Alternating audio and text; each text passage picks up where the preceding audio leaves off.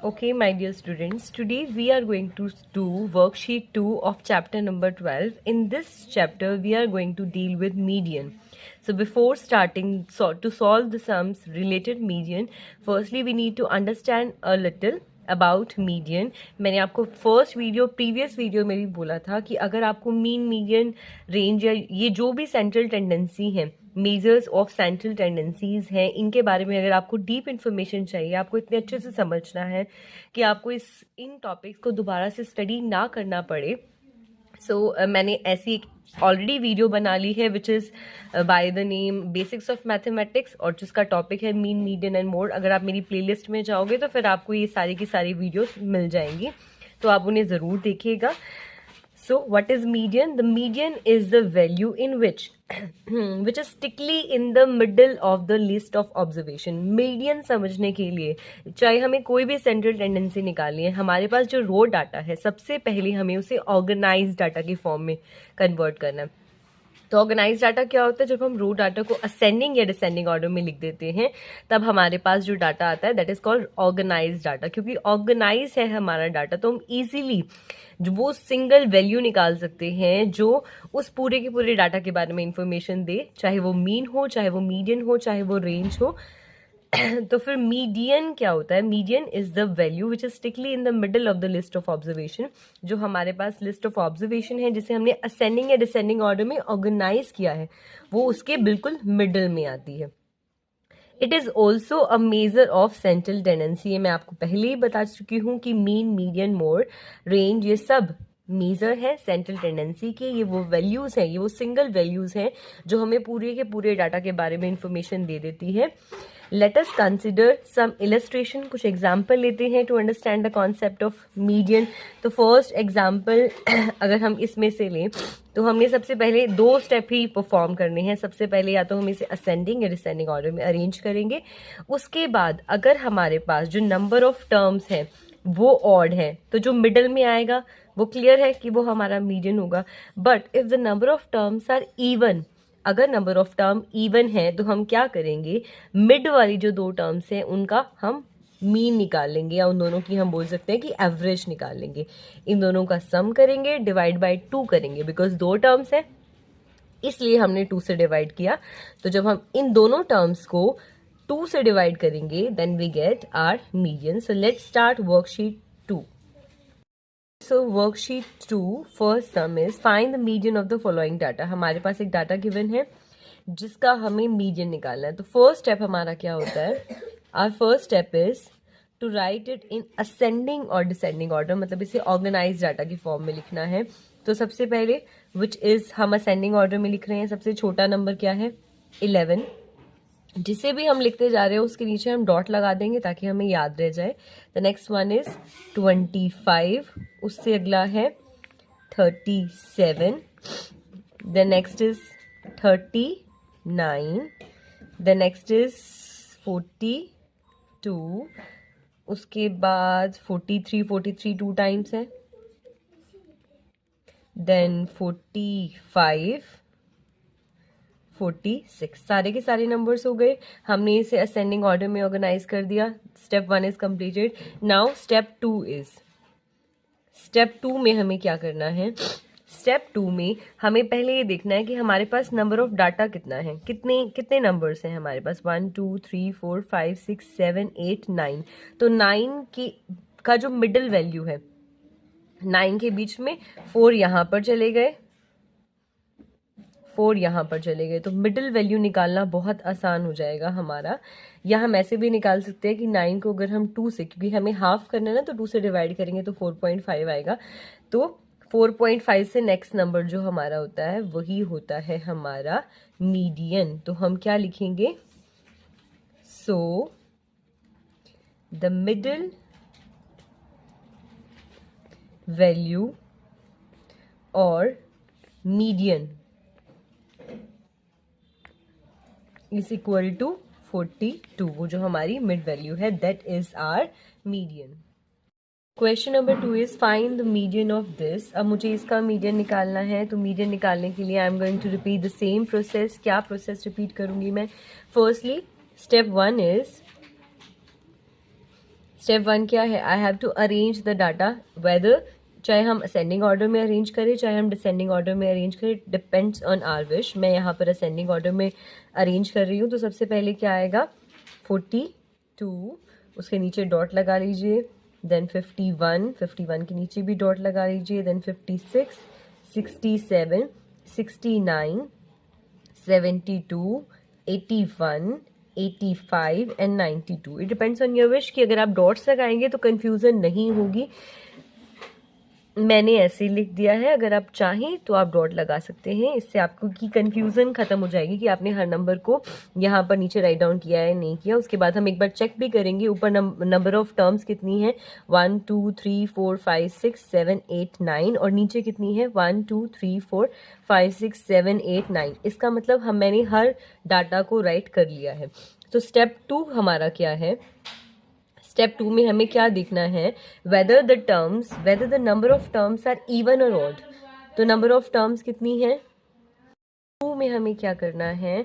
क्योंकि number of terms कितनी है? Odd, so I have to write as the number of terms, number of जो हमारी observations है, number of observations is odd. क्योंकि number of observations odd हैं तो फिर हम क्या बोलेंगे?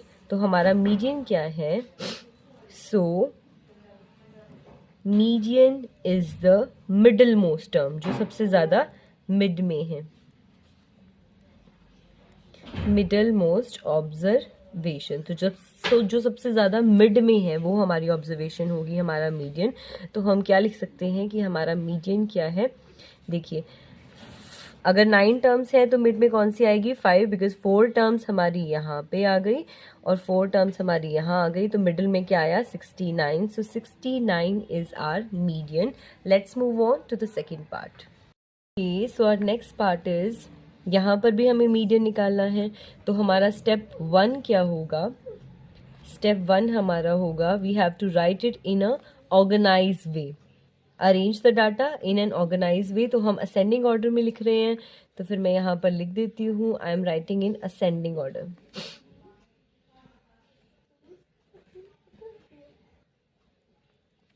हम इसे असेंडिंग ऑर्डर में लिख देते हैं, तो हमारे पास क्या नंबर आएंगे?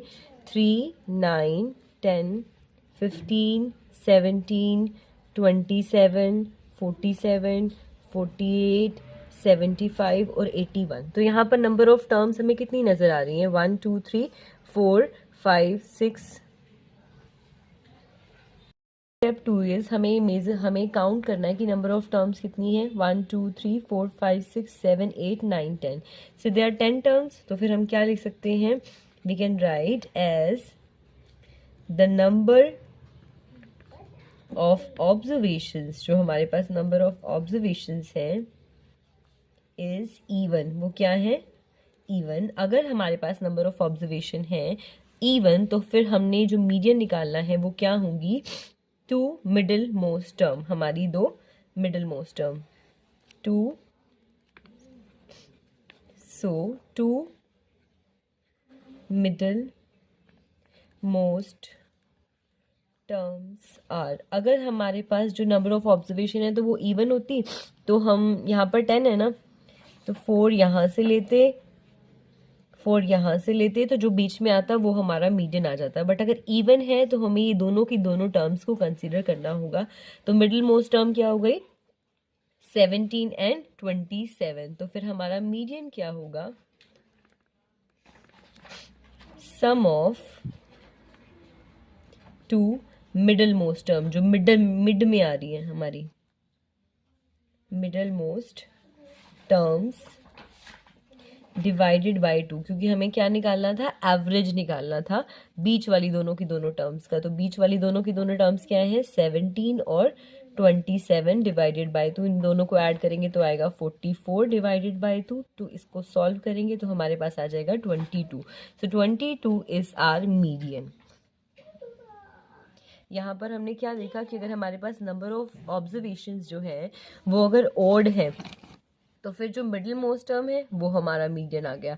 लेकिन अगर नंबर ऑफ टर्म्स हमारी इवन है तो बीच वाली जो 2 टर्म्स हैं इन दोनों में से हमें मीडियन डिसाइड करना है, तो हम क्या करेंगे, इन दोनों को ऐड करेंगे और 2 से डिवाइड कर देंगे, तो हमारे पास मीडियन आ जाएगा।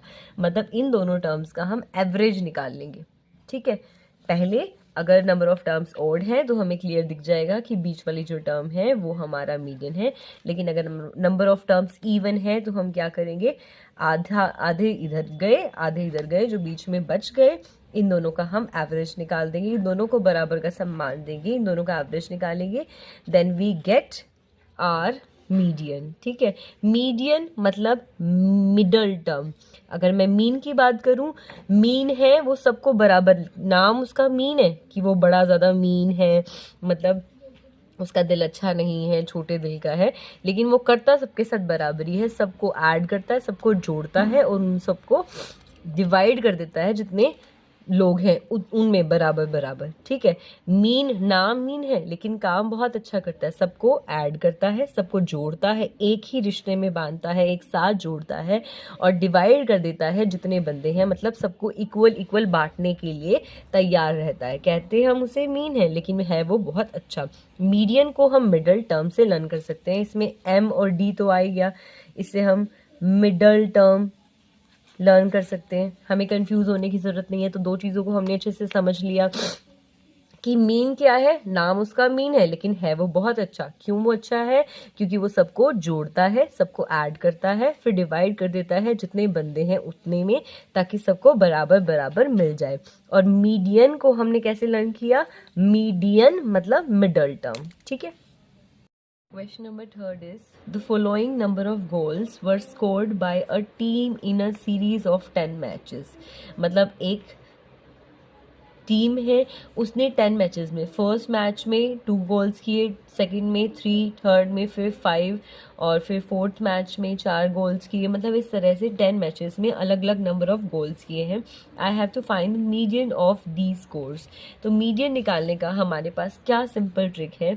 सबसे पहले in step 1 I have to organise the data in ascending और डिसेंडिंग ऑर्डर। तो जिस भी ऑर्डर में हम लिख रहे हैं वो हम लिख देते हैं।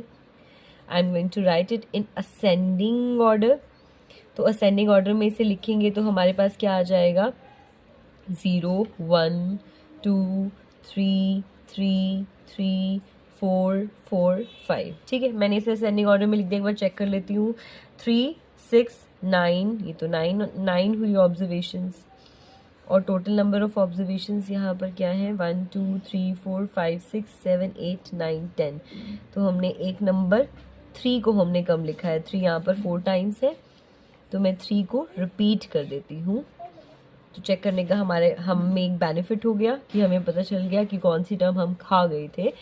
सो what I have to do, I have to find the median. तो फिर स्टेप 2 में मुझे क्या करना है, नंबर ऑफ टर्म्स कितनी है, 10। यहाँ पर ऊपर ही लिखा हुआ था कि 10 मैचेस है तो 10 ही होगी, मैंने सिर्फ कंफर्म करना था।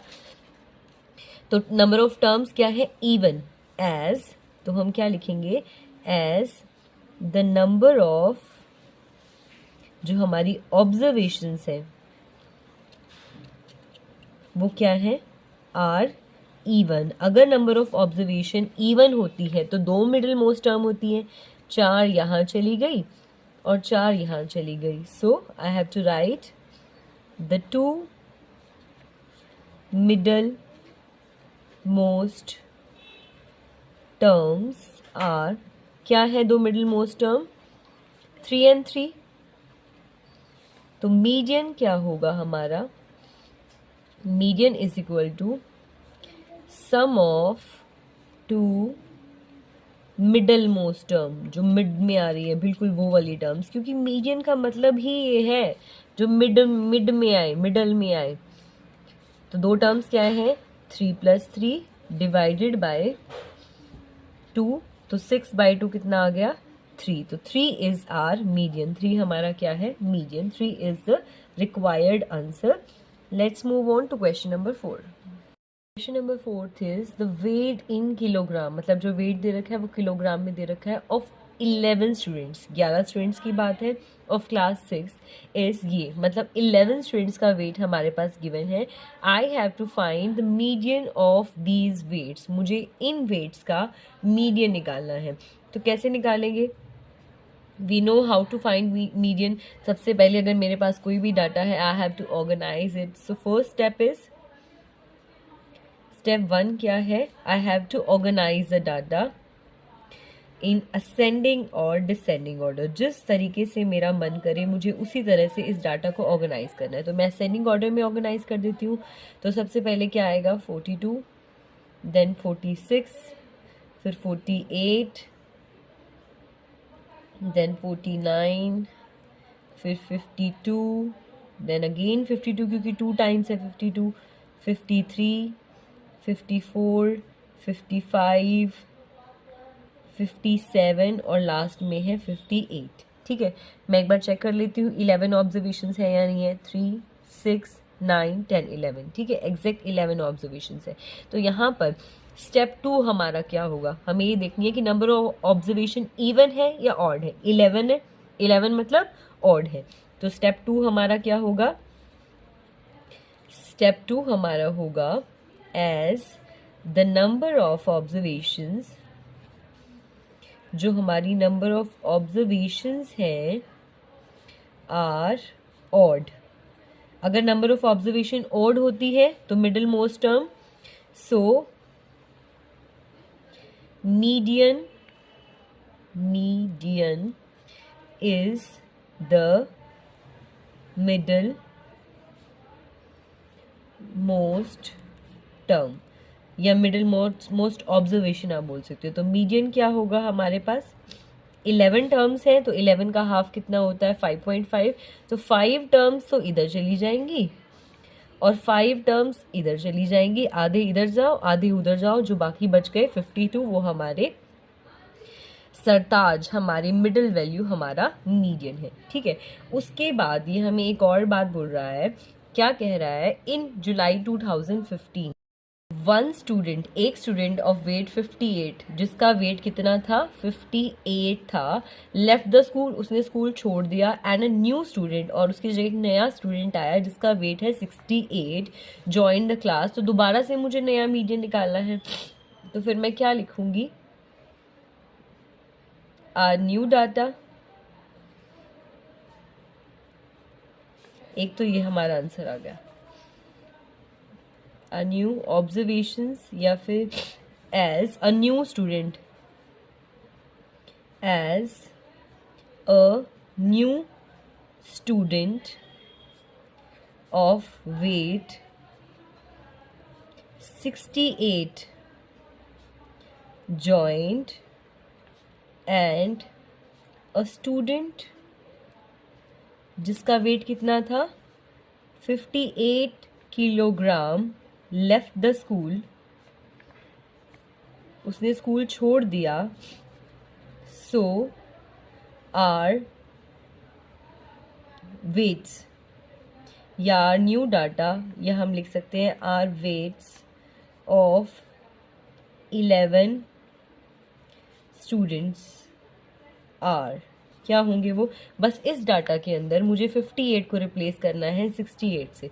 तो दोबारा लिख देते हैं 42, 46, 48, 49, 52, 52, 53, 54, 55, 57, 58. तो मुझे अब, मैंने ऑलरेडी असेंडिंग ऑर्डर में ही लिखा हुआ है इसे, मुझे स्टेप 1 तो करने की ज़रूरत है नहीं.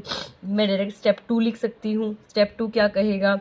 As again as the number of observations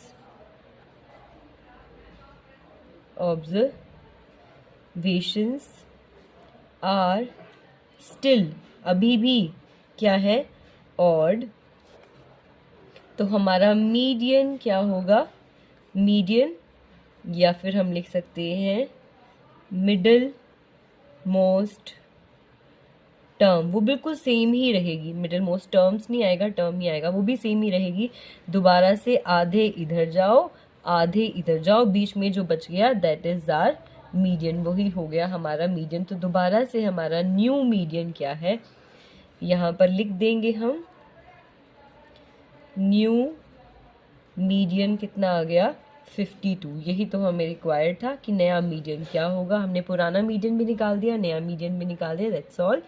it's worksheet 2. If you have any queries, then you can ask me by doing comment.